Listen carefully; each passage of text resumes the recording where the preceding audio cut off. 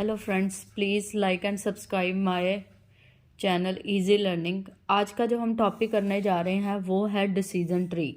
Decision tree next structure tool है जो हम डिस्कस करने जा रहे हैं। सो डिसीजन ट्री के हम इसमें एडवांटेजेस, डिसएडवांटेजेस और एग्जांपल डिस्कस करेंगे। सो डिसीजन ट्री क्या होता है, जैसे नाम से ही पता लग रहा है कि जो डायग्राम या जो पिक्टोरियल रिप्रेजेंटेशन हमें ट्री लाइक स्ट्रक्चर दे उसको हम ट्री डिसीजन ट्री कह सकते हैं या ट्री डायग्राम कह सकते हैं।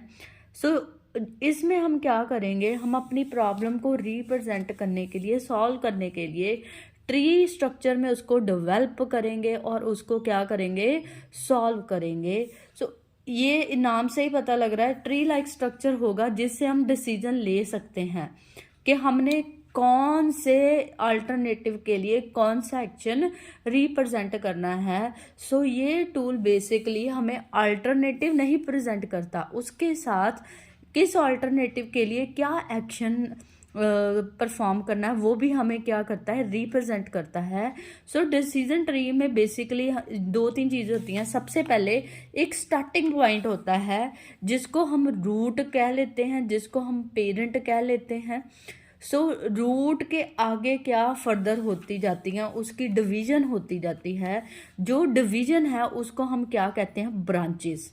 सो हम कह सकते हैं ट्री हमारा कहाँ कैसे बनेगा, ट्री हमारा रूट से स्टार्ट होके उसकी फर्दर क्या होती जाएंगी, ब्रांचेस। ये डिपेंड करेगा ऑल्टरनेटिव्स पे, उसके क्या क्या कितनी कितनी ब्रांचेस होनी हैं। सो ये हमारा हो जाता है डिसीजन ट्री। सो हर पॉलिसी, जैसे कि मैंने एक एग्जांपल लिया है, चलो एग्जांपल की हेल्प से इसको डिस्कस करते हैं डिसीजन ट्री को। सो मैंने एक ली है एग्जांपल जिसमें हम डिस्कस करेंगे कि हम डिस्काउंट पॉलिसी दे रहे हैं कस्टमर को। वो डिपेंड करेगा कस्टमर मेरा रेगुलर कस्टमर है या नॉन रेगुलर कस्टमर है। अगर तो मेरा कस्टमर जो मेरे से परचेज करता है उसका ऑर्डर 15,000 है, जहाँ या जो मेरा रेगुलर कस्टमर है उसको मैं ज़्यादा डिस्काउंट दूंगी।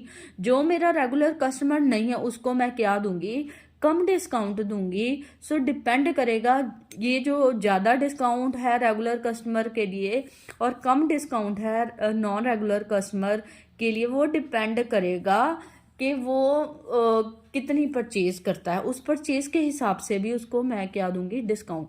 सो इस चीज़ को रिप्रेजेंट करना, थ्योरेटिकली समझाना, ऑरली समझाना क्या हो जाता है, डिफिकल्ट होता है। सो इस चीज़ को मैंने अगर डिसीजन ट्री की हेल्प से आपको रिप्रेजेंट करने की कोशिश की तो वो क्या होता है, अंडरस्टैंड करना क्या होता है, इजी होता है। एक प्रोग्रामर के लिए भी एक प्रोग्राम डेवलप करना क्या हो जाएगा, इजी। आप देखो इस एग्जांपल में जैसे मैंने देखो डिस्कस किया है, अगर तब मेरी डिस्काउंट पॉलिसी मेरी क्या होगी, रूट। सो इसको मैंने दो ब्रांचेस में डिवाइड कर दिया है, रेगुलर कस्टमर और not regular customer. Non regular customer कह लो या तो अगर तो उनका ऑर्डर 15,000 है तो उसको मैं 25% डिस्काउंट दूंगी। यहाँ पे अमाउंट भी कंसिडर कर ली। अगर तो वो 10,000 की शॉपिंग करता है तो उसको मैं क्या दूंगी, 15% का डिस्काउंट। सो ये देखो कितना इजीली होगा प्रोग्रामर के लिए कि वो दो कैटेगरी बना के उसको डेवलप करने में क्या हो जाएगी, इजीनेस हो जाएगी कि अगर तो 15% है उसको 25%, अगर 10,000 है तो उसको 15% डिस्काउंट दे देगा। सो इस तरह से डिसीजन ट्री को अंडरस्टैंड करना भी क्या हो जाएगा, इजी हो जाएगा। कोई भी पर्सन आके इजीली इसको अंडरस्टैंड कर सकता है डायग्राम से। सो इधर देखो, अगर नॉन रेगुलर कस्टमर है वो कितने की शॉपिंग करता है, 1,000 की शॉपिंग करता है, उसको सिर्फ मैं कितना डिस्काउंट दूंगी, सिर्फ 5% का ही डिस्काउंट दूंगी, इससे ज़्यादा उसको डिस्काउंट नहीं दूंगी। अगर तो वो 300 की शॉपिंग करता है उसको डिस्काउंट में ना भी दूं, लेस दूं और ज़ीरो दूं, ये डिपेंड करेगा, और ज़ीरो डिस्काउंट दूं। तो अगर कोई 5,000 की शॉपिंग करता है, वो नॉन रेगुलर कस्टमर, पर फिर भी मैं उसको कितना डिस्काउंट दे दूंगी, 10% सॉरी। सो डिपेंड करता है कि कैसा वो मेरा कस्टमर है और कैसे उसको मैंने डिस्काउंट प्रोवाइड करना है। सो आप देख सकते हैं कि इस डिसीजन ट्री में हम अल्टरनेटिव विद सोल्यूशन आपको दिखा रहे हैं।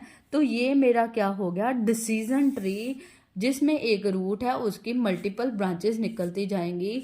इसको हम पेरेंट भी कह सकते हैं, और ये जो ब्रांचेस हैं ये क्या हो जाएंगी, इसकी चाइल्ड ब्रांचेस, चाइल्ड भी कह सकते हैं। तो इस तरह से मैंने अपना डिसीजन ट्री प्रिपेयर किया है, जो कि थर्ड स्ट्रक्चर टूल है। ये तो होगी डिसीजन ट्री की एग्जांपल। अब इसके एडवांटेज सिंपल है, इसको बनाना it is easy to read and construct. इसको बनाना और समझना क्या है, ईजी है। ठीक है। Second point, logic can be clearly understand. जो इसका लॉजिक है, क्या कहना लॉजिक होता है कि हम क्या करना चाह रहे हैं, क्या कर रहे हैं, उस चीज को थ्योरेटिकली समझाना डिफिकल्ट होता है, डायग्रामेटिक उसको समझाना क्या है, ईजी है। लॉजिक क्लियर हो जाता है कि बंदा करना क्या चाह रहा है। सो लॉजिक इजीली हम अंडरस्टैंड कर सकते हैं। चेंजेस, अगर इसमें कुछ भी 15 की जगह 25 करना है या 50 करना है डिस्काउंट, या मेरी शॉपिंग वो 25,000 के ऊपर मैंने 25% डिस्काउंट करना है, कहने का मतलब कोई भी चेंजेस करना है वो क्या है, इजी होता है डिसीजन ट्री में। सो नेक्स्ट आप देख सकते हो, अभी डिस्कस किया है प्रोग्रामर के लिए प्रोग्रामिंग करनी क्या हो जाती, इजी हो जाती है। ये भी एक उसकी एडवांटेज है। नेक्स्ट क्या है, alternative with action and actions are represented जो भी हमने सोचा है उसके कॉरेस्पॉन्डिंग क्या एक्शन लेना है वो भी डिसीजन ट्री से हमें क्लियरली डिफाइन हो जाता है।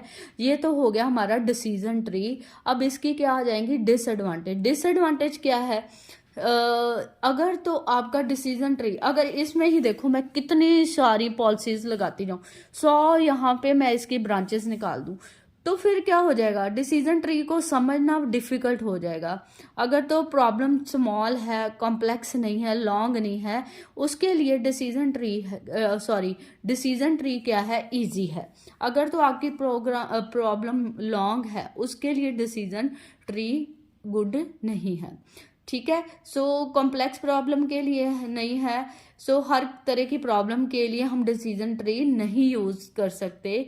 डिसीजन ट्री बनाने के लिए भी हमें क्या चाहिए, टेक्निकल एक्सपर्टाइज चाहिए, हमें नॉलेज होनी चाहिए, हमें एजुकेशन होनी चाहिए, हमें इसके टूल्स के बारे में पता होना चाहिए।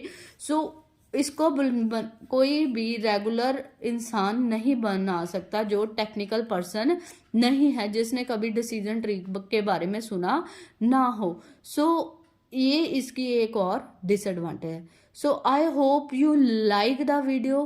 Please like and subscribe my channel for more videos. Thank you very much.